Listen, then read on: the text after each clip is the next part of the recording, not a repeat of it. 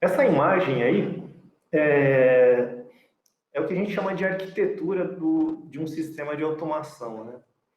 Então, a gente tem aqui, nesse nível de baixo, isso aqui seria o chão de fábrica, tá?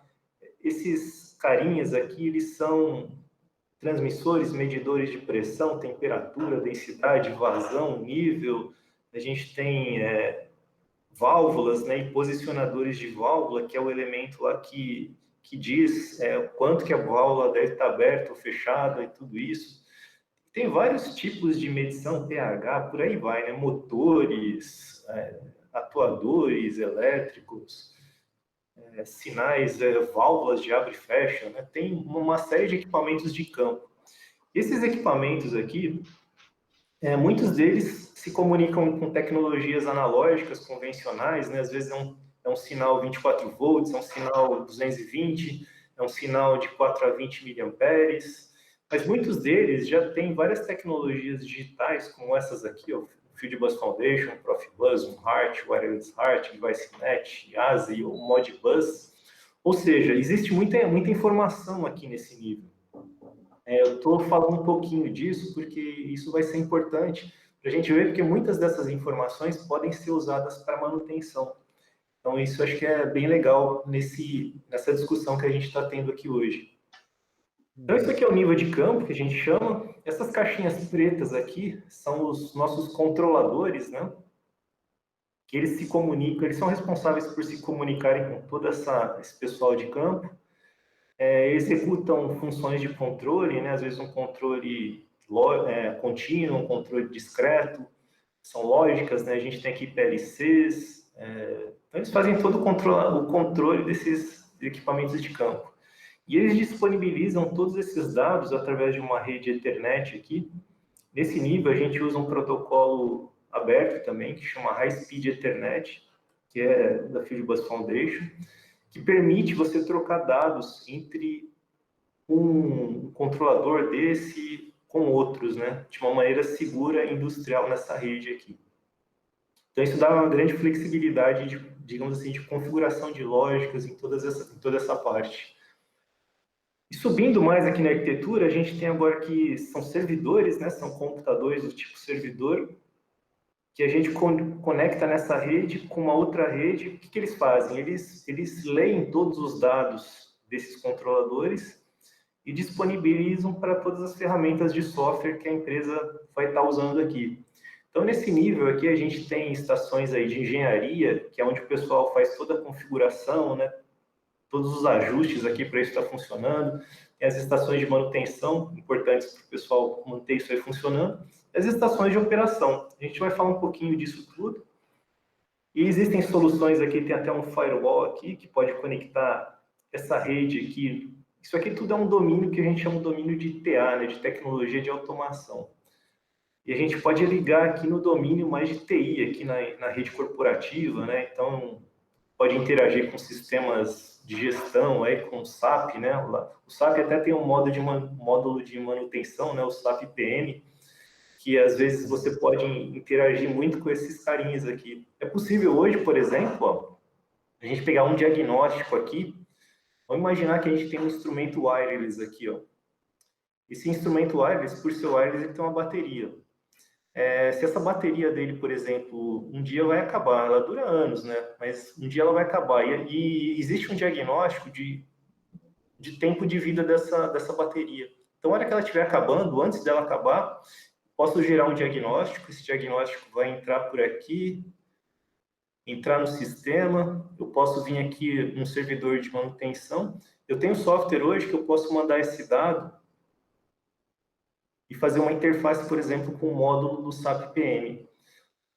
Aí lá no SAP PM, ele vai ver, opa, tem um instrumento que está precisando trocar bateria. Aí automaticamente vai gerar uma ordem de trabalho que vai ser enviada para a equipe de manutenção para executar esse trabalho. Ou seja, você não vai precisar que uma pessoa fique checando lá as baterias, né, dos instrumentos. O sistema automaticamente vai te avisar quando precisa trocar e tudo isso é economia, né? Isso aqui eu dei um exemplo bem simples, tá? Eu tenho N exemplos, por exemplo, válvulas, elas de tempos em tempos preciso de manutenção e existem diagnósticos, por exemplo, se a válvula está sendo obstruída ali, né, de repente o fluido que passa ali pode ser viscoso, vai se depositando ali, eu posso ter diagnósticos que fazem a mesma coisa. Então, são todas formas aí de comunicação de sistemas, né, que podem ser usadas para melhorar a manutenção. E vocês aí do curso de manutenção, acho que conhecem bem melhor do que eu, né, que quanto menos manutenção reativa você faz e você vai partindo mais para uma manutenção mais proativa, né, às vezes preditiva, você acaba tendo uma eficiência melhor e com redução de custos. Bom, esse foi só um explanado geral, eu vou falar um pouquinho mais de detalhes, seguindo aqui. Isso aqui é só uma foto para aparecer aqui. Inclusive, antes de eu seguir adiante, deixa eu mostrar para vocês aqui o kitzinho que eu separei aqui para mostrar para vocês. Estou usando meu celular aqui mesmo como câmera.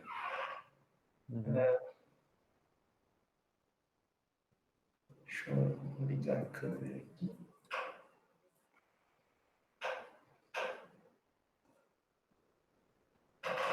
Estão vendo esse kitzinho aqui? Ó? Ele tem aqui nessa parte de cima, né, alguns transmissores. Esse é um medidor de pressão, aqui tem um de temperatura, aqui tem um conversor field bus para corrente.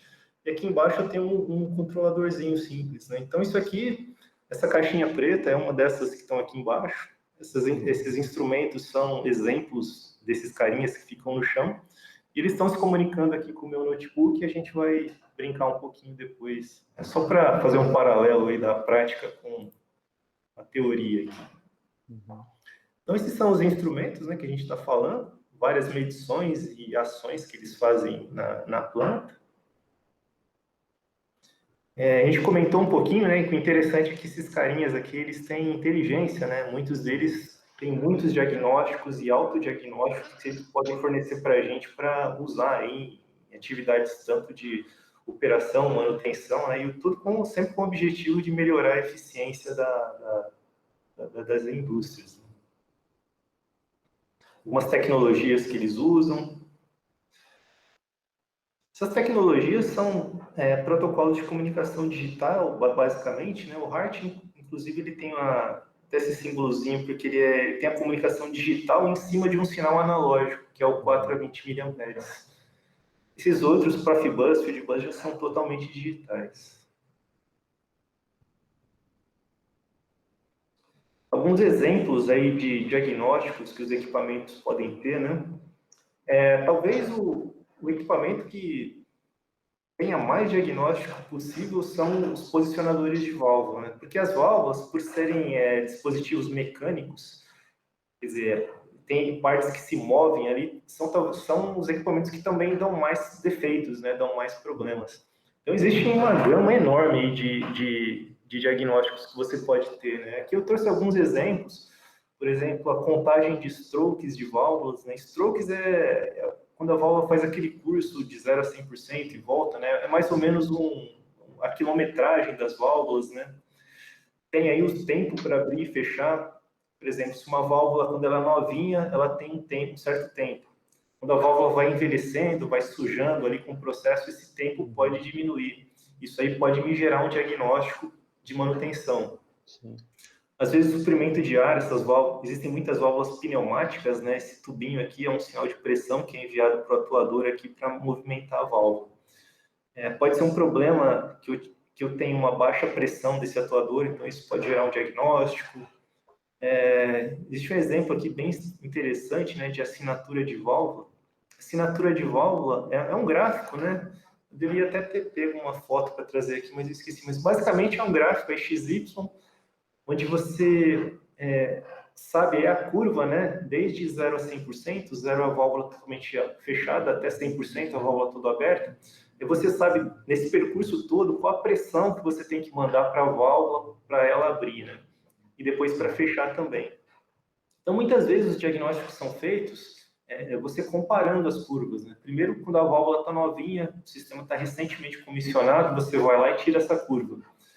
Aí, com o tempo, o pessoal de manutenção vai lá e tira essa mesma curva e compara, né, a curva que está hoje para a curva que estava, sei lá, 6 meses atrás.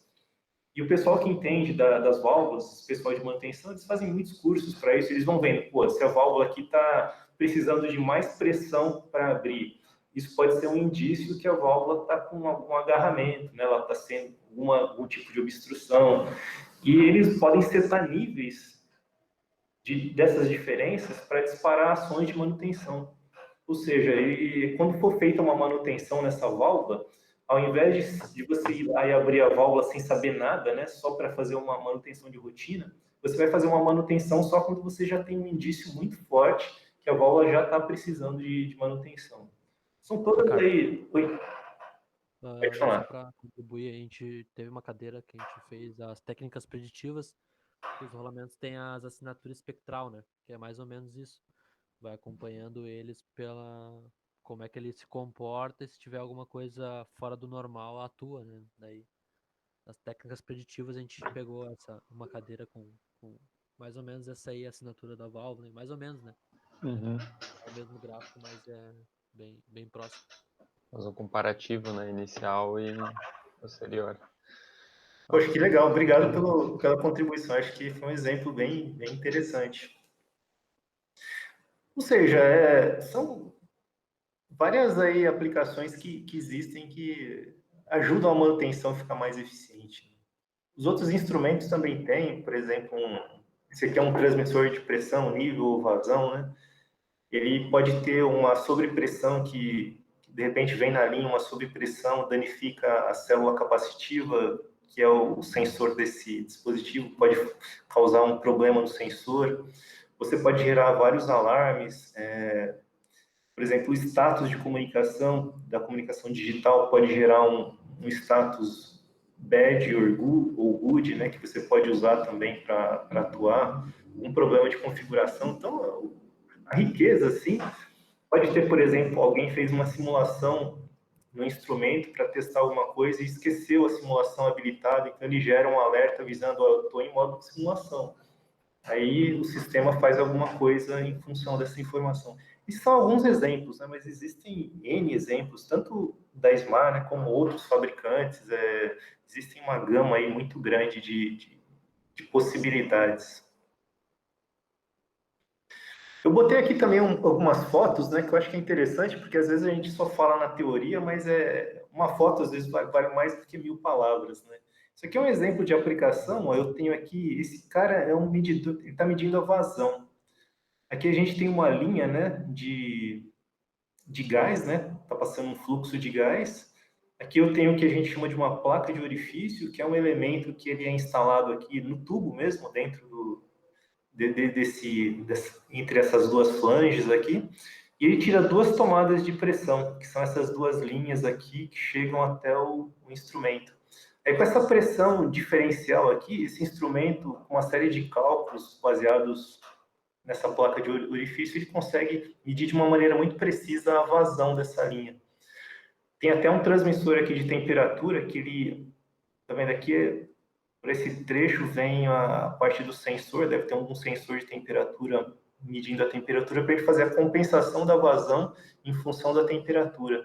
E tem um outro transmissor aqui que mede só a pressão, porque a pressão também é utilizada para fazer a compensação, ou seja, tem que ser uma medição muito precisa, porque essas linhas tem até aqui medição de gás fiscal. Por quê? Porque eu não tenho, no caso do gás, eu tenho essas linhas de gás, eu não tenho aquela questão de um caminhão que enche pode até ter, né, mas não é muito comum. Tem um caminhão que enche, vai lá, descarrega e você gera a nota fiscal, né? Aqui a nota fiscal é gerada pelo próprio sistema, né? Então tem que ser uma medição muito precisa para fazer isso. É um exemplo, né? Aqui eu tenho outro exemplo aqui. Normalizado, né? Exato. Aqui, deixa eu se consigo dar um zoom aqui. Aqui ficou melhor. Isso aqui eu tenho uma válvula, um posicionador de válvulas aqui, medindo... Isso aqui, se não me engano, é uma usina de açúcar e álcool. Um exemplo de uma instalação também. Então, ele fica lá. Às vezes, o acesso é difícil, né? Tá vendo? Tá bem alto aqui. Então, a gente ter essa comunicação digital, conseguir saber o que está acontecendo aqui, facilita muito a vida do pessoal de manutenção, né? Você imagina a diferença em que é o pessoal pegar uma escada, subir até aqui, desmontar isso daqui para ver como é que está, em comparação com lá da sala de manutenção, às vezes no ar-condicionado, né, você acessar o software, tirar uma série de diagnósticos, como aquele exemplo que a gente deu da curva lá da assinatura da válvula, né? Então, essa tecnologia facilita bastante, né, a vida do pessoal de manutenção. Aqui outros exemplos, né, só ilustrativos, que é uma medição de densidade também, que são outras válvulas, só para ilustrar aí, talvez tenha alguém que não está muito habituado a conhecer o chão de fábrica mesmo. Outros exemplos. Bom, falando um pouco dos controladores, essas caixinhas aqui são os controladores, né, que basicamente eles têm vários cartões aqui de interface ou de entrada e saída, né, entradas e saídas convencionais ou por rede, né, Fieldbus, ASI, Profibus, DeviceNet. Profibus e DeviceNet são muito usados, por exemplo, na parte dos CCMs, né, que são centros de controle de motor. Várias vezes a gente tem os variadores de frequência que se comunicam lá com os motores, eles têm toda a estrutura para se comunicar aqui através desses protocolos e é muito utilizado nessa área. A parte de instrumentação de campo para processo, né, usa muito Fieldbus, HART, às vezes Profibus PA, que é uma outra variante do Profibus. Muitos sinais discretos também vem ASI. E todos esses protocolos eles são muito ricos, né, em diagnóstico. Talvez aqui o Profibus e o Fieldbus tenham um pouquinho mais do que esses dois. O ASI seja talvez o mais simples, mas todos eles têm diagnósticos.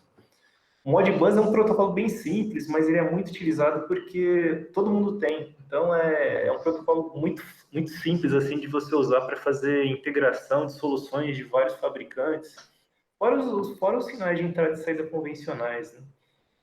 Mas buscando uma visão mais prática, né, todos esses controladores nas indústrias, eles são instalados em painéis, né, em painéis elétricos, desde sistemas pequenos, né, um sistema escalável que a gente chama, né, que você, conforme sistemas grandes, esses painéis aqui são de uma planta petroquímica que tem, sei lá, mais de 2.000 medições, em torno de 5.000 sinais discretos, né, de controle. Então, são sistemas realmente muito grandes e acabam se tornando bem poderosos, porque você vai somando vários processadores, eles se comunicam em rede, ou seja, quanto mais você vai agregando, maior o sistema vai ficando e uma capacidade maior de tratar uma quantidade grande de dados. Uhum.